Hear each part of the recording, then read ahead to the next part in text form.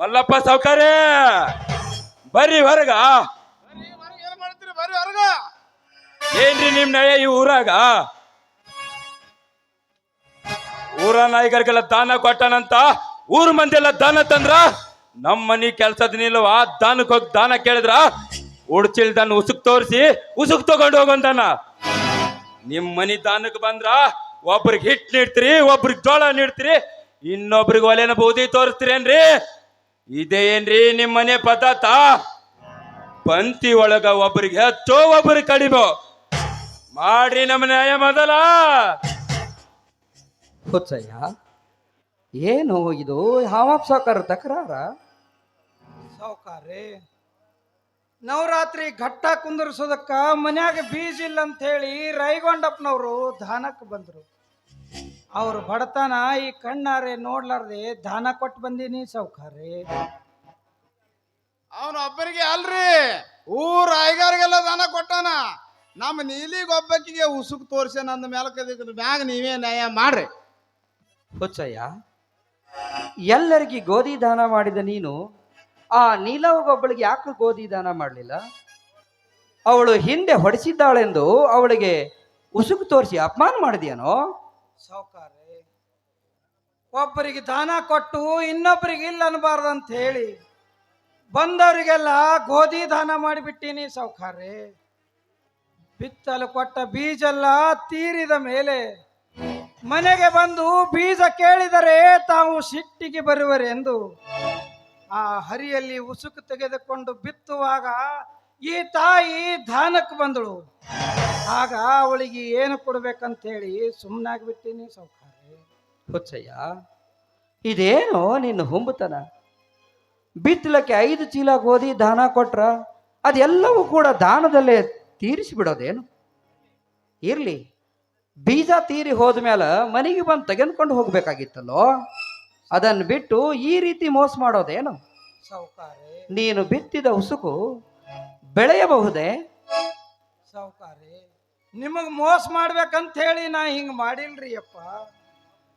ಒಬ್ರಿಂದ ಒಬ್ರು ದಾನಕ್ಕೆ ಬಂದ್ರು, ಒಬ್ಬನಿಗೆ ಕೊಟ್ಟು ಒಬ್ಬರಿಗೆ ಇಲ್ಲ ಅನ್ಬಾರ್ದಂತ ಹೇಳಿ ಎಲ್ಲರಿಗೆ ಗೋಧಿ ದಾನ ಕೊಟ್ಟಿನಿ.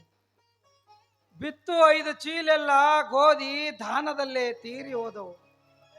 ನಿಮ್ಮ ಗಂಜಿ ಆ ದೈವದ ಮೇಲೆ ಬಾರ್ ಹಾಕಿ ಉಸುಕು ಬಿತ್ತು ಬಂದೀನಿ ಸಾವುಕಾರ್ರಿ, ಉಸುಕು ಬಿತ್ತು ಬಂದೀನಿ.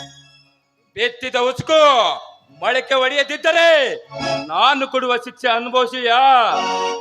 ಹಾಮಪ್ಪ ಸಾವುಕಾರ್ರಿ, ನೀವು ಕೊಡುವ ಶಿಕ್ಷೆಗಿಂತ ಮೊದಲು ನನ್ನದೊಂದು ಪ್ರಶ್ನೆ. ಆ ಪ್ರಶ್ನೆ ಹೇಳು.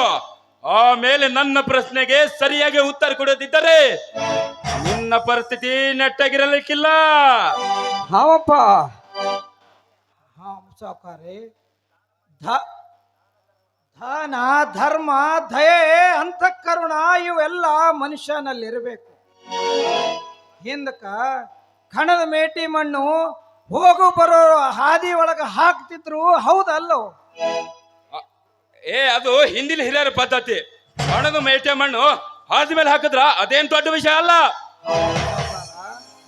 ಕಣದ ಮೇಟಿ ಮಣ್ಣು ದಾರಿ ಮೇಲೆ ಹಾಕುವ ಉದ್ದೇಶ ಏನಂದ್ರ, ನನ್ನ ಹೊಲದಾಗ ಕಣ ತಯಾರದ, ದಾರಿ ಮೇಲೆ ಹೋಗೋರು ನನ್ನ ಹೊಲಕ್ಕೆ ಬಂದು ದಾನ ತೆಗೆದುಕೊಂಡು ಹೋಗ್ಬೇಕು ಅಂತ ತಿಳಿಸಿಕೊಡೋ ಚಿನ್ರಿ ಅದು. ದಾರಿ ಮ್ಯಾಗ ಹೈದು ಹೋಗೋರು ಕಣದ ಹೊಸ ಮೇಟಿ ಮಣ್ಣು ನೋಡಿ ಇಲ್ಲಿ ಕಣ ತಯಾರದ, ಅಲ್ಲಿ ನಾ ದಾನ ತೆಗೆದುಕೊಂಡು ಹೋಗ್ಬೇಕು ಅಂತ ಹೇಳಿ ತಿಳಿಸ್ಕೊಳ್ಳೋ ವಿಚಾರಿ ಅದು. ಹಿಂದಕ್ಕ ಕರ್ದ ದಾನ ಕೊಡ್ತಿದ್ರು, ಈಗ ಬೇಡದ್ರ ದಾನ ಕೊಡ್ತಾರ. ಮುಂದೊಂದು ದಿನ ದಾನ ಬೇಡದ್ರು ದಾನ ಕೊಡ್ಲಾರ್ದಂತ ಜನ ಹುಟ್ಟತಾರ. ನನ್ನಲ್ಲಿ ದೈವದ ಬಲವಿದ್ದರೆ ಬಿತ್ತಿದ ಉಸುಕು ಮೊಳಕೆ ಒಡೆಯಲಿ.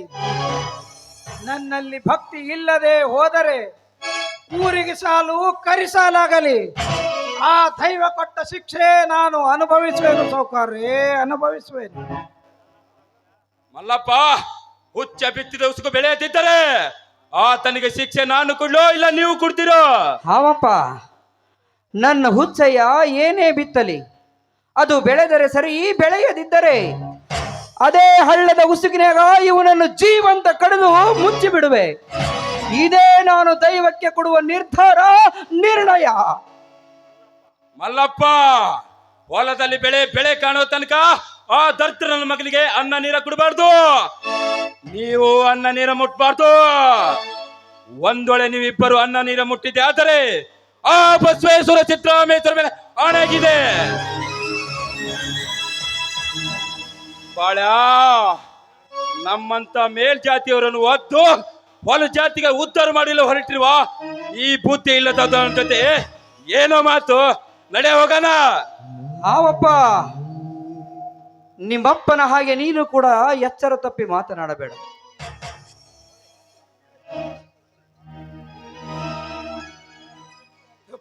ಸಾಹುಕಾರ್ರೆ, ಅಕ್ಕನ ಚಾಳಿ ಮನಿ ಮಂದಿಗನ್ನುವಂಗ ನನ್ನಿಂದಾಗಿ ನೀವು ಉಪವಾಸ ಇರುವಂತ ಪ್ರಸಂಗ ಬಂದು ಬಿತ್ತಲ್ಲ ಸಾಹುಕಾರ್ರೆ. ಹುಚ್ಚಯ್ಯ, ಬಾರದು ಬಪ್ಪದು, ಬಪ್ಪದೆಂದಿಗೂ ತಪ್ಪದು. ಅದು ಎಲ್ಲ ಗುರುವಿನಾಟ ಹುಚ್ಚಯ್ಯ, ಗುರುವಿನಾಟ. ಇರ್ಲಿ, ಬಾ ಒಳಗೆ ಹೋಗೋಣ.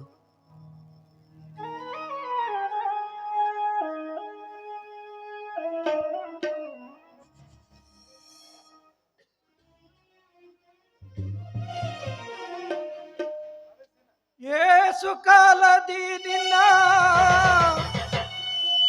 ದ್ಯಾಸ ಮರಿಯಲಾರೆ, ದ್ಯಾಸ ಮರಿಯಲಾರೆನು ತಾಯಿ ದೋಷ ಕಳೆಯಬಾರದೆ. ಏಸು ಕಾಲದಿ ನಿನ್ನ ದ್ಯಾಸ ಮರಿಯಲಾರೆ, ಏಸು ಕಾಲದಿ ನಿನ್ನ ದ್ಯಾಸ ಮರಿಯಲಾರೆ, ದ್ಯಾಸ ಮರಿಯಲಾರೆನು ತಾಯಿ ದೋಷ ಕಳೆಯಬಾರದೆ. ದ್ಯಾಸ ಮರಿಯಲಾರೆನು ತಾಯಿ ದೋಷ ಕಳೆಯಬಾರದೆ. ಏಸು ಕಾಲದಿ ನಿನ್ನ ದ್ಯಾಸ ಮರಿಯಲಾರೆ.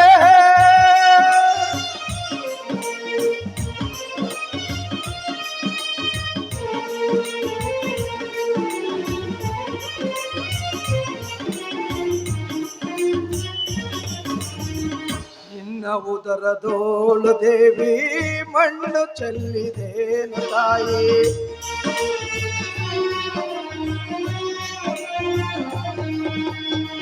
ನಿನ್ನ ಉದರದೋಳು ದೇವಿ ಮಣ್ಣು ಚೆಲ್ಲಿದೇನು ತಾಯಿ.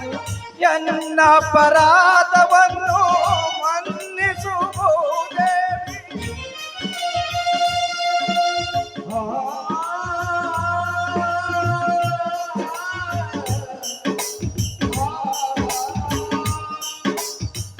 ಎನ್ನ ಅಪರಾಧವನ್ನು ಮನ್ನಿಸು ಭೂದೇವಿ, ಎನ್ನ ಅಪರಾಧವನ್ನು ಮನ್ನಿಸು ಭೂದೇವಿ.